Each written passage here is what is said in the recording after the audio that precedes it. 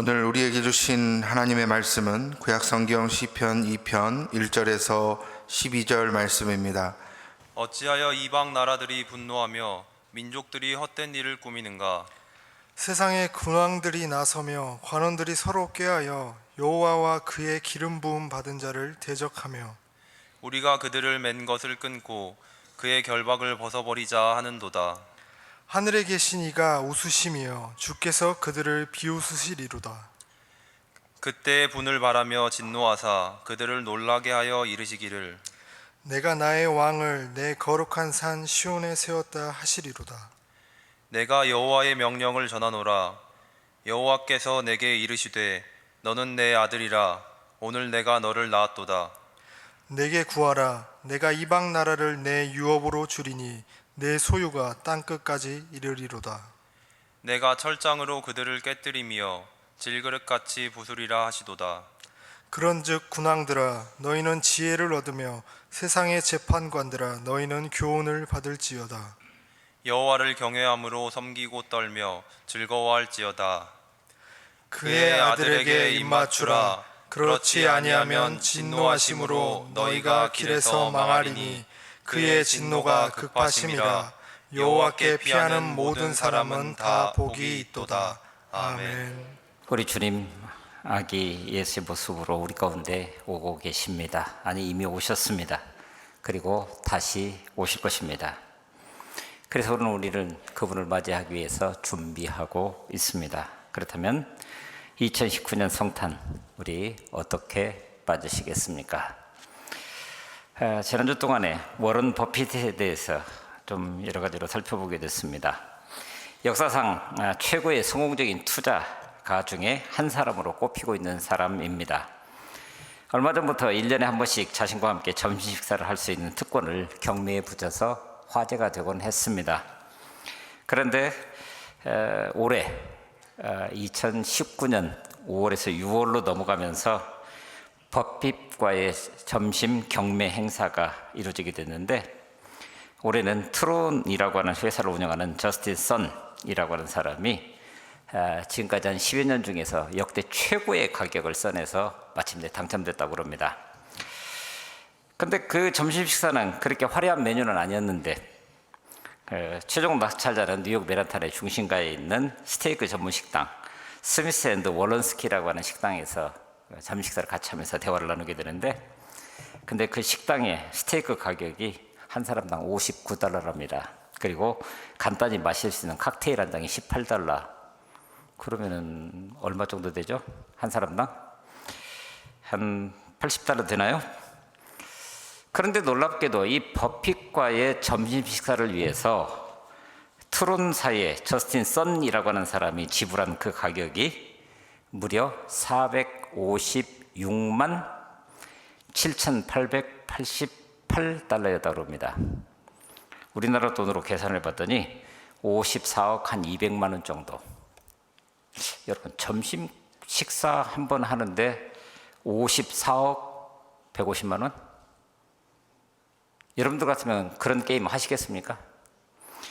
그런데 놀랍게도 버핏과 함께 식사하면서 워렌 버핏의 삶의 철학과 그리고 그 무엇보다 중요한 것은 향후 투자처 이런 것들을 직접 들을 수 있기 때문에 그와 함께 지금까지 점심 식사를 했던 사람이 한 번도 후회한 적이 없는, 더군다나 한 1년이 지나서 평가를 해보면은 그 사람들에게 있어서 그만한 돈을 내고 점심 식사에 참여했던 이 사람들이 1년 안에 그 투자했던 비용의 몇 배를 벌어들였다는 거예요.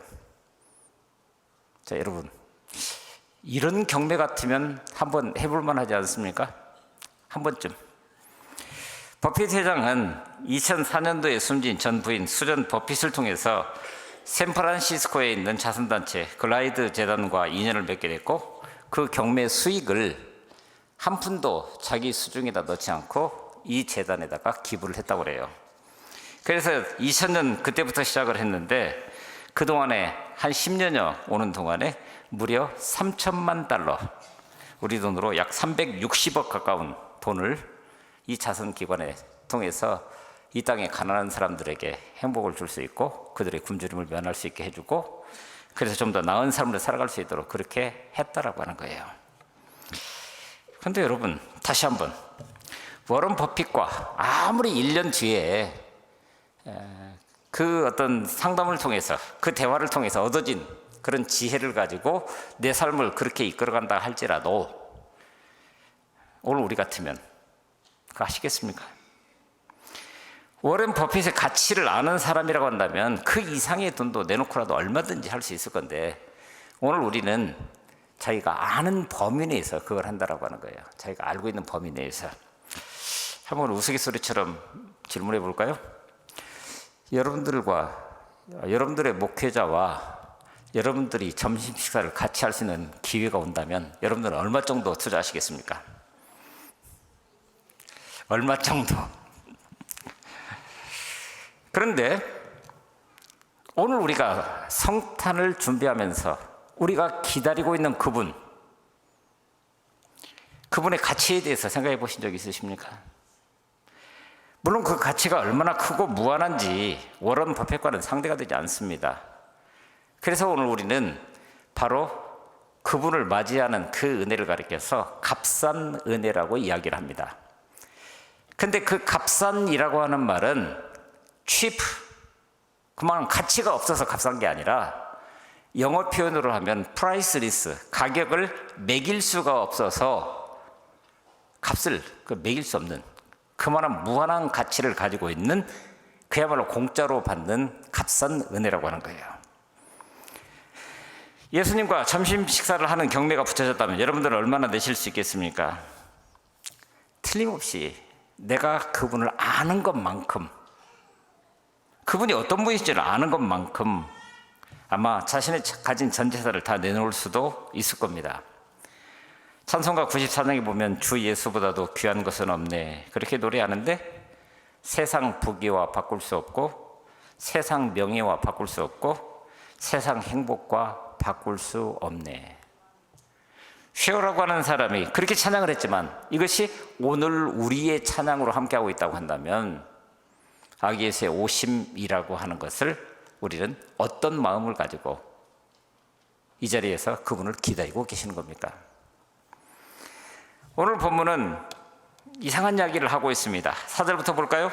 하늘에 계신 자가 웃으시며, 하늘에 계신 자, 곧 우리 하나님이 왜 웃으십니까? 어떤 웃음을 웃고 있는 겁니까? 웃음에는 뉘앙스가 있다라고 그러는데 그 뉘앙스는 크게 두 가지로 대별되는 것 같습니다. 첫째는 냉소적인 웃음이 있습니다. 또 하나는 환희의 탄성 가운데서 나오는 웃음입니다. 지금 주님이 웃으시는 그 웃음은 어떤 웃음이십니까?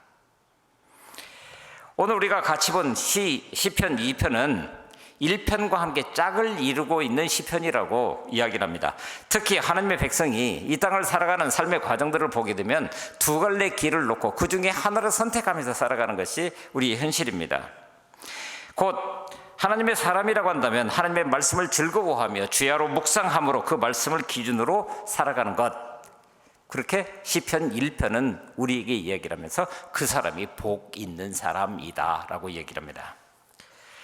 그런데 시편 2편은 이제 그런 삶의 목표이자 근간인 메시아, 곧 하나님의 기름 부음 받은 자, 그래서 이 땅 가운데 오셔서 왕이자 제사장과 그리고 선지자적 직무를 맡아서 자신의 직무를 다 감당을 하고 마침내는 이 세 가지를 완성하기 위해서 십자가에 달리셔서 하나님 나라의 통치를 우리 가운데 있는 그대로 보여주시고 다시 사흘 만에 부활하셔서 우리에게 영원한 세계에 대한 새로운 소망을 간직할 수 있도록 이끌어주신 그분, 이것을 예언적으로 노래하는 2편, 곧 메시아 시편이라고 하는 이것은 1편과 서로 밀접한 관계를 가지고 이야기를 하고 있다고 하는 겁니다.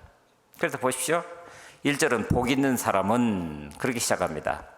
그리고 2절은 맨 마지막에 가서 여호와께 피하는 모든 사람은 다 복이 있다라고 이야기를 합니다. 복 있는 사람입니다.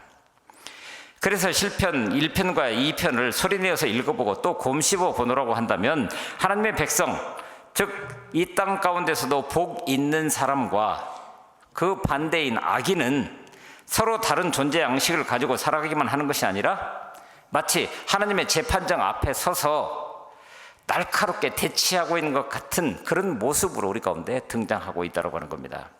보십시오.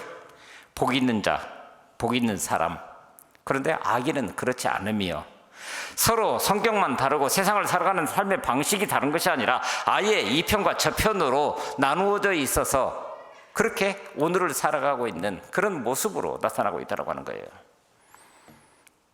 보십시오. 1절부터 3절을 보겠습니다.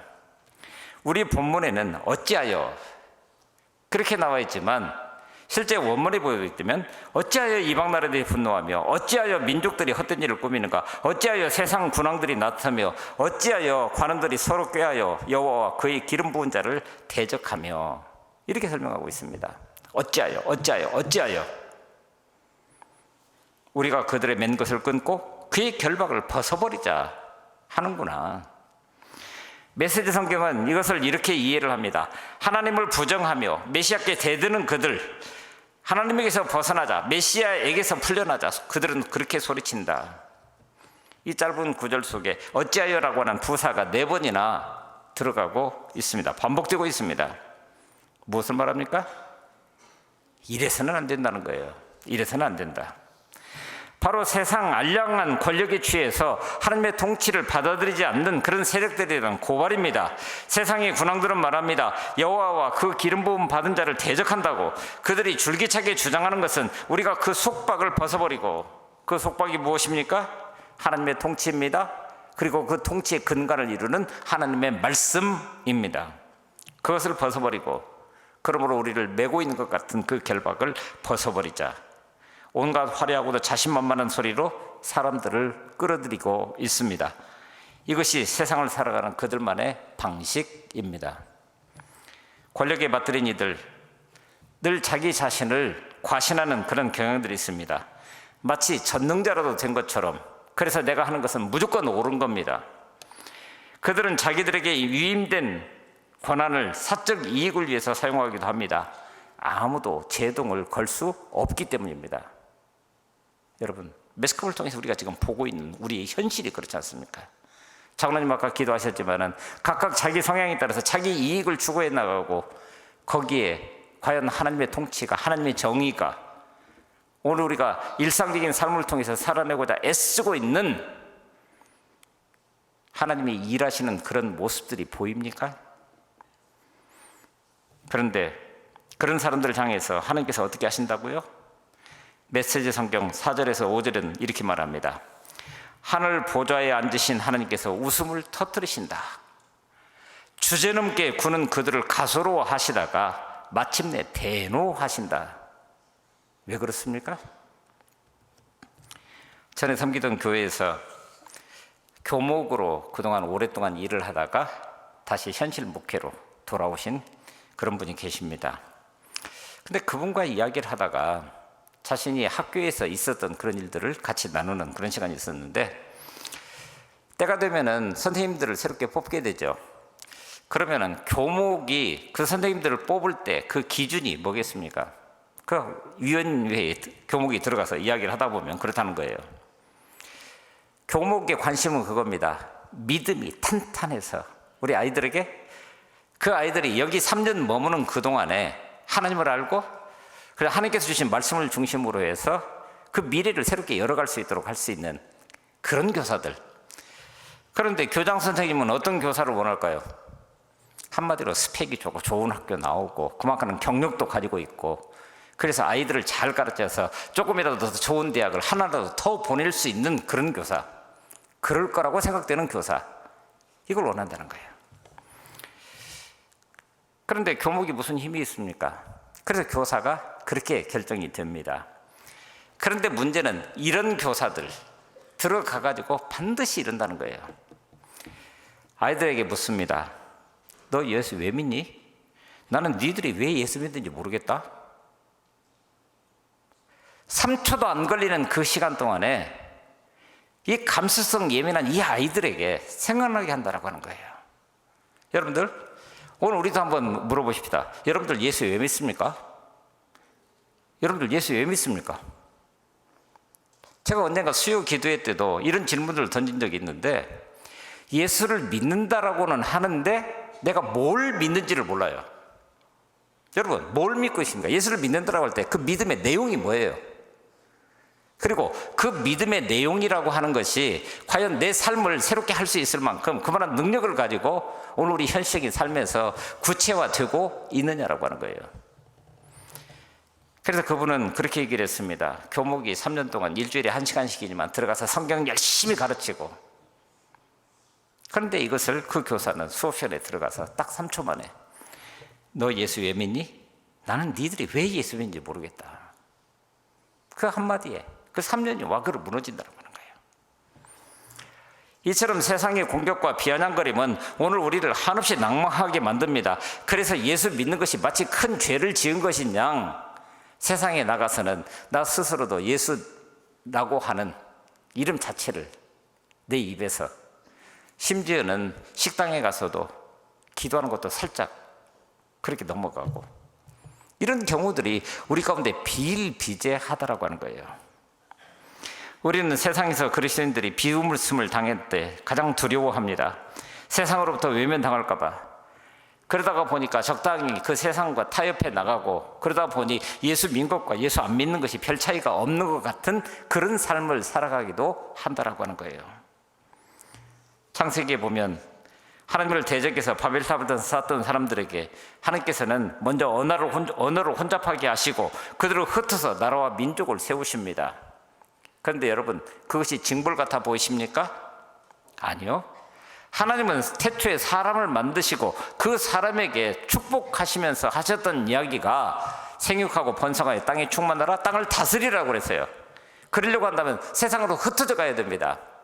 그런데 그 처음 인간이 범죄함으로 인해서 이제는 결집하기 시작합니다. 자기 이익을 내세우기 위해서. 하나님은 안주기도 없습니다.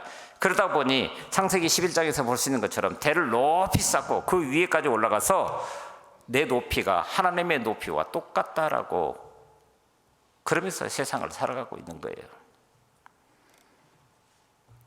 그러자 그 나라와 민족들이 하나님을 잊어버리고 우상을 섬기면서 자기들의 힘으로 나라를 세우려고 한다라고 하는 것입니다. 그뿐 아니라 세상의 군왕들이 서로 악한 꾀를 내어서 하나님이 세우신 그 왕을 대적하려고 한다라고 하는 것입니다.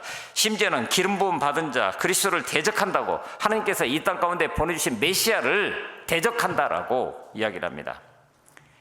그래서 하늘의 뜻을 거역하고 자기들 좋을 대로 처신하는 이들을 보면서 하늘에 계시니 하나님께서 어떻게 하신다고요? 다시 한번 읽어드립니다. 하늘 보좌에 앉으신 하나님께서 웃음을 터뜨리신다. 주제넘게 구는 그들을 가소로워하시다가 마침내 대노하신다. 하나님은 그들을 무너뜨리려고 세상을 다스리기 위해서 새로운 왕을 세우십니다. 6절에 보면은 내가 나의 왕을 내 거룩한 산 시온에 세웠다고. 이 짧은 구절에 나라고 하는 단어가 3번이나 반복됩니다. 내가 나의 왕을 내 거룩한 산 시온에다가 세우셨다고. 하나님이 역사를 주관하신다라고 하는 사실을 다시 한번 강조하고 있는 겁니다. 세상을 통치하시기 위해서 사람을 일으키시고 세우시는 그런 분이시라고 오늘 우리에게 명확하게 이야기를 하고 있는 겁니다. 그런데 여러분, 바로 거기에서 하늘에 계신 자가 웃으시며 처음에는 가소로워서 냉소적인 그런 웃음을 웃으시는데, 그런데 내가 나의 왕을 내 거룩한 산에 세웠다 라고 하는 데서 당당하게 펼쳐져 나오는 두 번째 하나님의 웃음이 보이지 않으십니까? 세상의 그 통치에 반해서 하나님의 통치, 하나님의 웃음은 오늘 우리 가운데 어떤 모습으로 등장하고 있습니까? 7절, 8절은 우리에게 그렇게 얘기를 합니다. 너는 내 아들이라 오늘 내가 너를 낳았도다. 내게 구하라. 내 아들, 그분이 누구시지요? 크리스마스를 앞두고 우리는 아기 예수의 오심을 기다립니다. 바로 하나님께서 내 아들이라 칭하신 그분, 그리고 그분은 우리 가운데 이미 오셨고 또 세상 마지막 때 다시 오실 그분이라고 하는 거예요. 우리는 이것을 너무나도 잘 압니다. 그렇다고 한다면 이제 하나님께서는 너는 내 아들이라 오늘 내가 너를 낳았도다 라고 하는 이 말씀을 통해서 우리 가운데 이미 오신, 그리고 오시고 계시는, 그리고 마지막 때에 다시 오실 그분만이 아니라 또 다른 아들을 말씀하고 있는 것 아닌가. 그렇죠? 요한복음에서 그렇게 분명히 말씀하십니다. 태초에 말씀이 있었다. 말씀이 육신이 되어서 우리 가운데 오셨다. 그분이 우리 주님이십니다. 근데 그 분을 나의 주님으로 받아들이는 모든 사람들에게 하나님은 죄사함과 의롭다 하심을 얻고 그러므로 하나님의 자녀 되는 권세를 주셨다라고 얘기를 합니다. 하나님의 자녀요? 그게 누구죠? 바로 저와 여러분들입니다. 너는 내 아들이라 오늘 내가 너를 낳았다라고 말씀하시는데 여기서도 나라고 하는 단어가 반복되고 있는데 하나님은 지금 당신의 통치를 이 땅 가운데서 수행할 그런 사람을 이렇게 세우신다라고 하는 거예요. 그게 누구? 다른 누군가를 떠올리지 마십시오. 말씀드린 대로 이미 성도로 부름받은 우리가 바로 저와 여러분들이 여기 내 아들이다. 내가 너를 낳았다. 이렇게 말씀하시는 거예요. 혹시 아들이라고 하는 것이 영 마음 불편하시면은 그냥 너는 내 딸이다. 그렇게 읽으십시오. 오늘 내가 너를 낳았다라고. 그래서 오늘 이 땅에서 부름받은 이들이 누리게 될 진정한 영광이라고 하는 것은 바로 그 주님의 통치에 참여하는 것을 말합니다. 그렇게 부름받았으니까. 물론 그 통치는 우리 좋을 대로 한다는 말이 아닙니다. 요한은 아들이신 하나님께서, 예수님께서 이 땅에 오셔서 만왕의 왕으로 하나님의 통치를 이 땅 가운데 펼쳐나가시는 과정, 그 이유를 이렇게 설명을 합니다. 17장 2절에 보니까 요한복음입니다. 그것은 아들로 하여금 아버지께서 그에게 주신 모든 사람에게 영생을 주게 하려는 것입니다. 아버지께서 그 아들에게 주신 모든 사람에게, 그러면 이것을 오늘 우리에게 있는 그대로 오늘 우리를 당신의 자녀 삼아 주시고 그리고 우리에게 주신 모든 사람에게 무엇을 주게 하려고 오늘 우리를 세우셨다고요?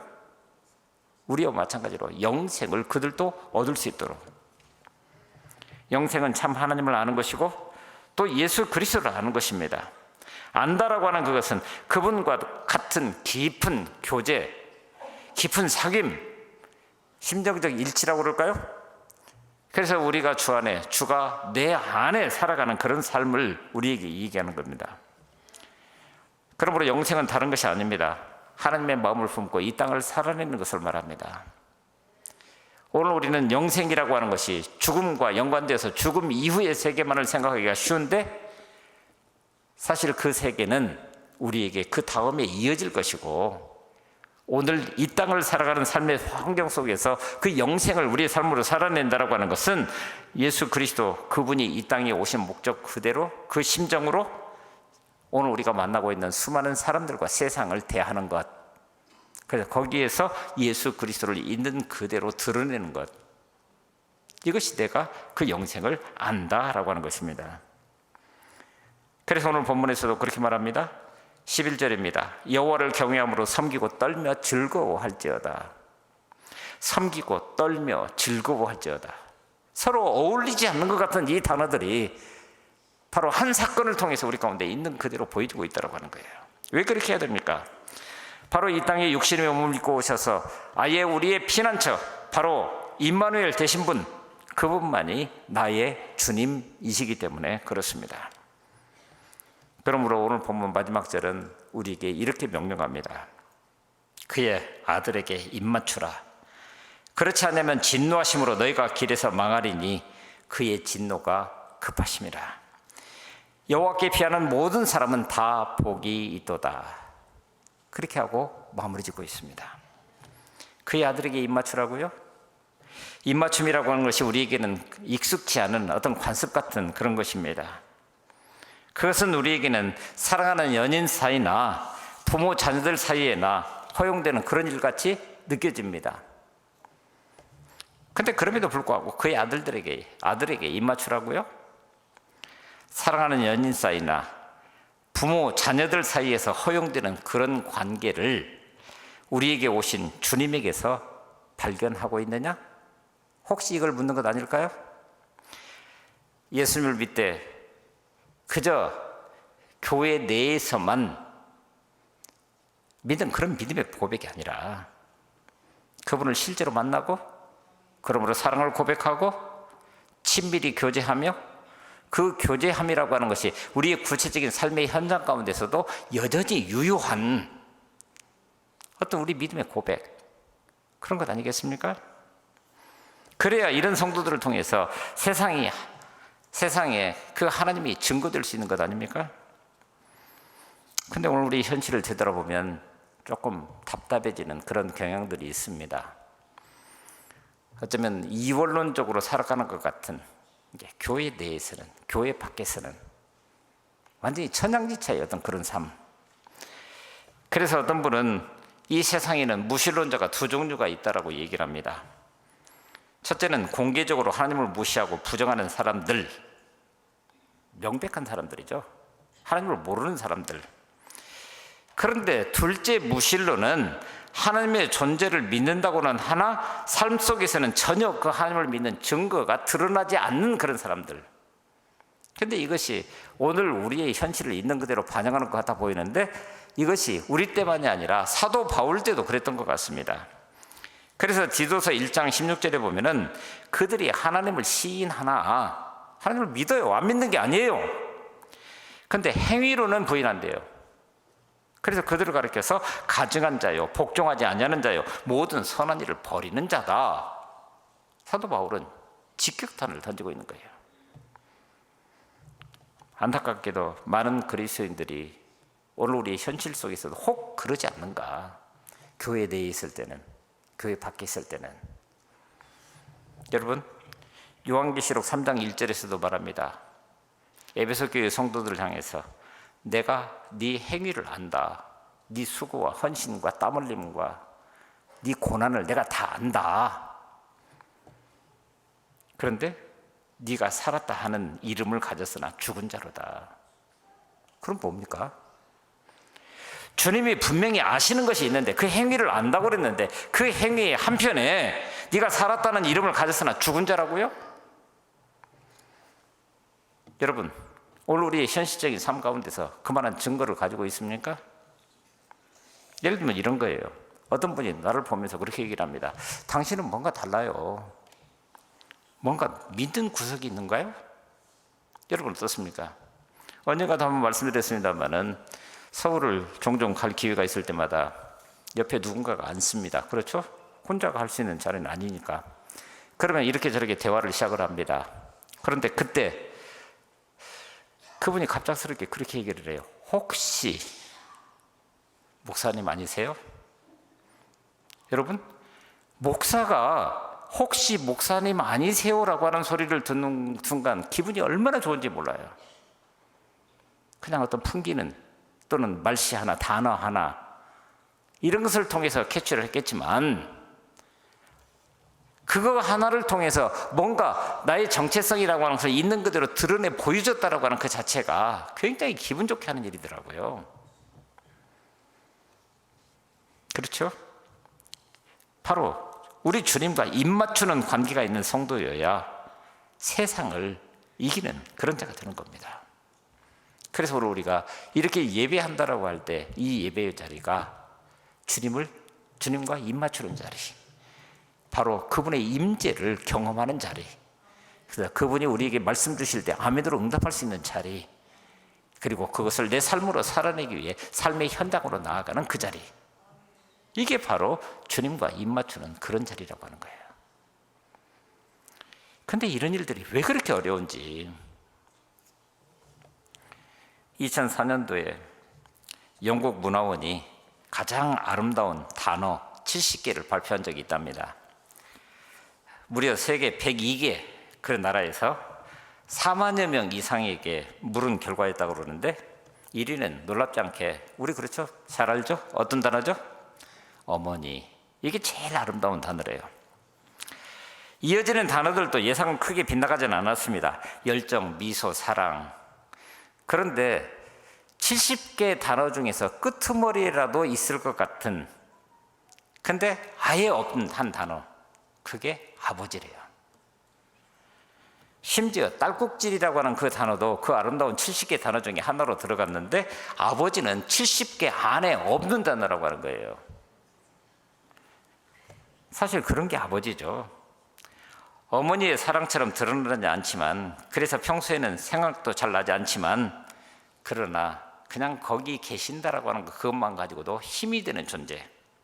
자꾸 보잘것없는 그런 사회적 지위를 가졌다 할지라도 그것에 상관없이 가족을 위협하는 세상의 풍파 정도는 거뜬히 막아내 줄 수 있을 것 같은 널찍한 등판을 가진 사람, 그게 아버지라는 거예요. 지난주에 읽었던 수필인데 아마 경상도 아빠하고 딸하고 대화인 것 같아요. 아빠, 뭐 먹고 싶은 거 없나? 없다. 필요한 거는 없다. 아픈 데는 없다. 알겠다. 그럼 또 전화할게. 그리고 전화를 끊으려고 하는데 그 수화기를 통해서 아빠의 소리가 들려옵니다. 근데 언제 오노?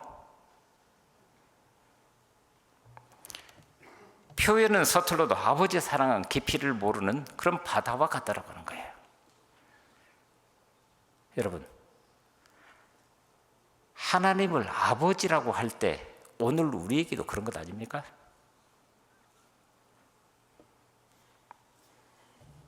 겉으로 드러나지 않지만, 그래서 평소에는 생각도 나지 않지만, 그러나 거기 계신다라고 하는 것 한만으로도 힘이 되는, 작고 보잘것없는 바로 내 인생 가운데서도 그분이 거기 계신다라고 하는 그 사건 하나만 가지고도 오늘 우리에게 진정한 힘이 되고 위로가 되고 미래를 향해서 나아갈 수 있는 능력이 될 수 있는 그 이름.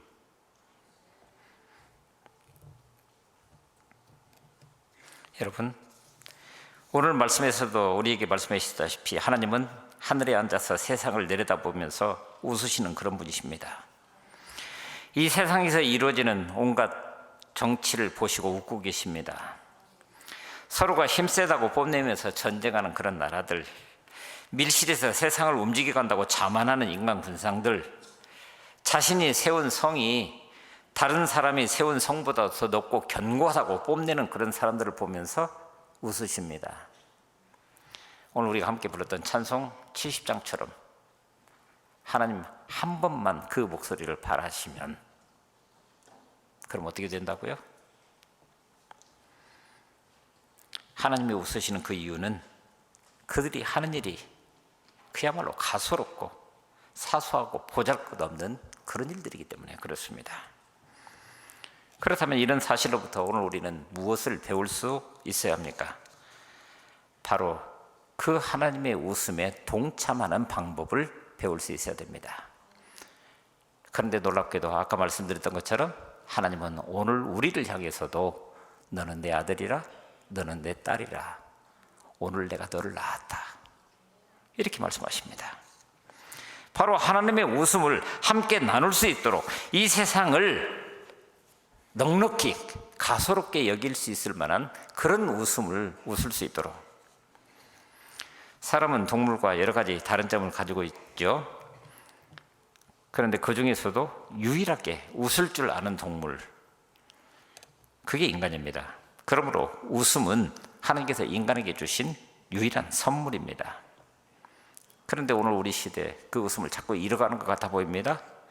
오히려 비웃음만이 가득한 그런 세상 속에서 좌절하고 절망하면서 우리가 살아가고 있는 것 같아 보입니다. 그래서 우리는 질문할 수밖에 없습니다. 웃음은 어디서 오는 걸까요? 웃음은 도대체 무엇이 우리에게 웃음을 가져다 주는 걸까요? 유대인 탈무드에 보면은 사람은 귀를 3개를 가지고 있다, 그렇게 말합니다. 2개는 얼굴에 달린 진짜 귀이고 나머지 1개는 웃음이래요. 아니, 웃음이 어떻게 귀가 될 수 있냐고요? 왜 귀라고 표현했을까, 유대인들은? 근데 그들의 생각은 이것이었습니다. 바로 무엇인가를 들을 수 있어야, 이를테면 우스갯소리라도 들어야 웃을 수 있다고 해요. 들어야. 그래서 유대인들은 웃음은 말하는 것이 아니라 듣는 것으로부터 온다고 생각했다는 거예요. 듣는 것으로부터 온다고. 그렇죠? 인생의 진정한 웃음은 하나님의 말씀으로부터 옵니다. 인생의 기쁨도 하나님의 말씀으로부터 옵니다. 아브라함과 사라는 늦은 나이에 아이를 낳을 것이라고 하는 그 말씀을 듣고 그것도 숨어서 장막 뒤에서 사라가 피식하고 웃었습니다. 그 웃음은 냉소입니다. 스스로를 향한 비웃음입니다. 내 나이가 지금 얼만데, 그리고 여자로서의 기능 모든 것이 다 끝났는데 아이가 생긴다고? 그러니까 스스로를 자학하면서 비웃음으로 응답할 수밖에 없는 것이 그의 현실이었습니다. 그런데 1년이 지나서 실제로 이삭이라고 하는 아이를 품에 안았습니다. 뭘 말하고 있습니까? 자, 여러분, 1년 걸리지 않았을 겁니다. 자신의 몸에 이상이 생깁니다. 자꾸 배가 불러옵니다. 생명이 약동하는 것을 느낍니다. 그때 뭘 생각을 했을까요? 조금 전에 피식 웃었던 그 웃음이었을까요? 스스로를 향해서 자학하면서 스스로를 비웃는 그 웃음이었을까요? 바로 하나님의 말씀이 이미 내 귀에 들려졌고 그 말씀이 지금 이렇게 이루어지고 있다라고 하는 것을 확인하는 그 믿음의 분량이 그를 진정한 웃음으로 이끌어가게 했다라고 하는 거예요. 그래서 사라는 그때마다 이제 이삭을 품에 안고 그 이삭이 자라나는 모습을 보면서 이삭아 라고 그 아이 이름을 부를 때마다 그 이삭의 뜻이 뭐죠? 하나님이 나로 웃게 하신다. 하나님의 말씀이 내게 여전히 들려지고 있고 그러므로 그 말씀이 이 땅 가운데 실체로 드러나면서 나로 웃게 하신다. 그렇다면 내 아들로 이 땅을 향한 아기 예수의 오심, 바로 그 사건을 나를 위한 사건으로 받아들이는 것이 하나님의 웃음에 참여하는 온전한 길이 아니겠습니까? 그리고 뒤이어서 너는 내 아들이라, 내 딸이라, 오늘날 내가 너를 낳았다. 이것이 바로 나를 향한 하나님의 음성인 것을 깨달아 알면서 이것이 오늘 우리 삶을 진정한 웃음으로 살아갈 수 있는 능력이라고 고백하는 가운데 우리의 삶의 현장 가운데서 하나님의 그 놀라운 권능을 아름답게 선포해 나갈 수 있는 그 능력, 그게 오늘 우리를 진정한 웃음으로 이끌어가는 은혜 아니겠습니까? 웃음은 귀담아 듣는 것에서 시작됩니다.